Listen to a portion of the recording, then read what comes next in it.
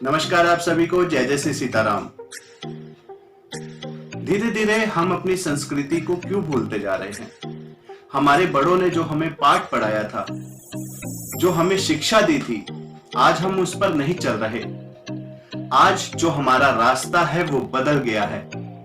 आज हम लोग जो है अलग रास्ते पे चल रहे हैं, अपनी संस्कृति को भूल गए हैं। धीरे धीरे अपने कर्तव्यों को, अपने अधिकारों को भूलते जा रहे हैं, अपनी संस्कृति को भूलते जा रहे हैं। अपने बड़ों से किस प्रकार से बात करनी है, किस प्रकार से रिश्ते निभाने हैं, ये सब हम भूलते जा रहे हैं। आज यदि हम कोई गलत बात करते हैं, कोई अश्लील बात करते हैं, तो सभी लोग उसे बहुत ध्यान से सुनते हैं। जैसे कहते हैं ना, गुड़ के ऊपर मक्खियां एकदम से भिनभिनाती हैं। आज अगर मैं आपसे कोई गलत बात करूं, कोई अश्लील बात करता हूं, तो आप भी 1 मिनट से पहले इस चैनल को सब्सक्राइब करेंगे, मेरी वीडियो को शेयर करेंगे, अपने अलग अलग दोस्तों को भेजेंगे कि देखो उस लड़के ने, उसने कितनी अच्छी बात की है। हालांकि वो अच्छी बात नहीं है, लेकिन आप उस वीडियो को बार बार देखोगे, बैक करोगे, फिर वापस आओगे, फिर उसे सुनोगे, क्योंकि उसमें आपका ध्यान है, आपको उसमें इंटरेस्ट लगता है, आपको मजा आता है। बड़े शहरों में धीरे धीरे हम लोग अपनी संस्कृति को भूलते जा रहे हैं, अश्लीलता की ओर बढ़ रहे हैं। आज हम आपसे यही बात करेंगे कि कैसे हमें अपनी संस्कृति को बचाना है।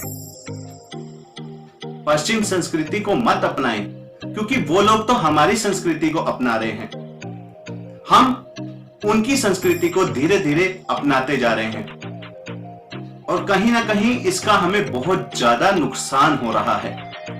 युग युग के पुरुष हमारे श्री रामचंद्र जी भगवान, उन्होंने मनुष्य रूप में जन्म लेकर हमें ये बताया कि किस प्रकार से एक बेटे का धर्म निभाना चाहिए, एक भाई का, एक पिता का, एक पति का, सभी रिश्ते उन्होंने हमें बताए कि हमें अपने जीवन में किस प्रकार से चलना चाहिए।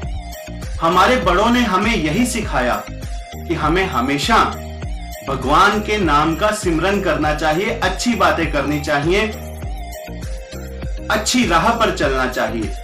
आज मुझे भी कई लोग कहते होंगे, मेरी वीडियो को देखकर मेरे परिवार के लोग भी यही कहते होंगे कि ये लड़का पागल हो गया है, भगवान की बातें करता है, अजीब सी बातें करता है।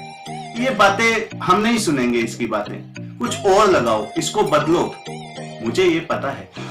लेकिन एक समय ऐसा जरूर आता है जब हमें और कुछ भी जीवन में नजर नहीं आता, केवल और केवल उस परमात्मा के सिवा। तो इस राह पर नहीं चलो अपने जीवन में कि इतनी दूर चले जाओ कि वापस आने में बहुत कठिनाई हो।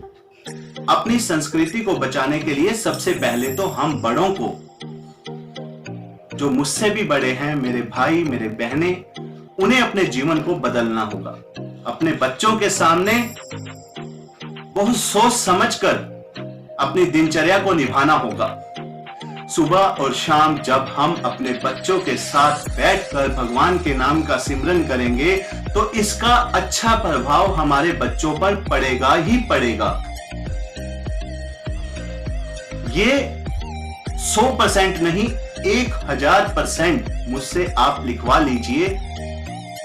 यदि हम ऐसा करते हैं तो हमारे बच्चे नेक होंगे, वो नेक राह पर चलेंगे। और यदि हम ही गलत कार्य करेंगे, गलत राह पर चलते हैं, तो हमारे बच्चे कैसे सही राह पर चलेंगे? जब हम ही गलत राह पर चल रहे हैं, तो बच्चे कैसे सही राह पर चल सकते हैं?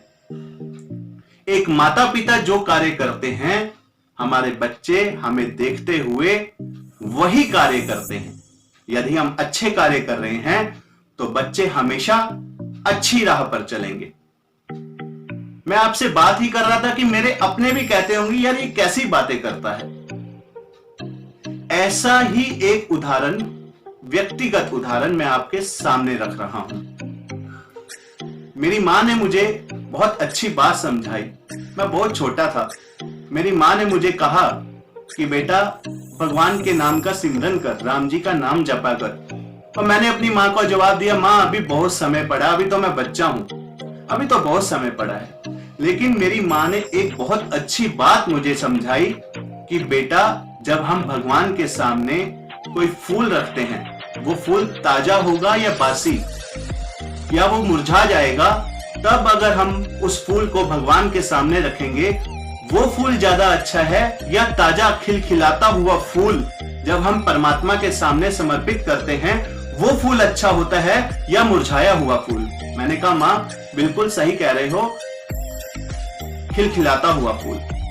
तो अपने जीवन में शुरुआत से ही हमें अपना जो जीवन है वो फूल रूप में, खिलखिलाते हुए रूप में भगवान को अर्पित करना होगा। ये नहीं कि हम बुजुर्ग हो गए हैं, बूढ़े हो गए हैं, कोई ये लिखा नहीं हुआ किसी इतिहास में, किसी बुक में, कहीं किसी ग्रंथ में कि जब आप बूढ़े हो जाओगे तभी आपने भगवान के नाम का सिमरन करना है। ऐसा कहीं नहीं लिखा। यदि आप शुरुआत से ही, बचपन से ही, बाल्यकाल से ही परमात्मा का नाम लेंगे तो परमात्मा भी आपकी इस बात से खुश होगा और हम अपनी संस्कृति को भी बचा पाएंगे। और वहीं एक बात और कहूं आपको कि क्या कलयुग का अंत इसी वजह से तो नहीं हो रहा? अभी 1 महीना पहले ही पृथ्वी पर हाहाकार मची। आपने देखा होगा कि कैसे बरसातें हुई, नदियां उफान पर आ चुकी थी, रास्ते बंद हो चुके थे। एक सप्ताह लोग अपने घर भी नहीं जा पाए थे। लोग अपने रिश्तेदारों के यहां चले गए थे, अपने मकान को, अपने जेवरात, अपना पैसा, सब कुछ छोड़कर केवल और केवल उनके ध्यान में, उनके माइंड में यही था कि अपनी जान बचाओ।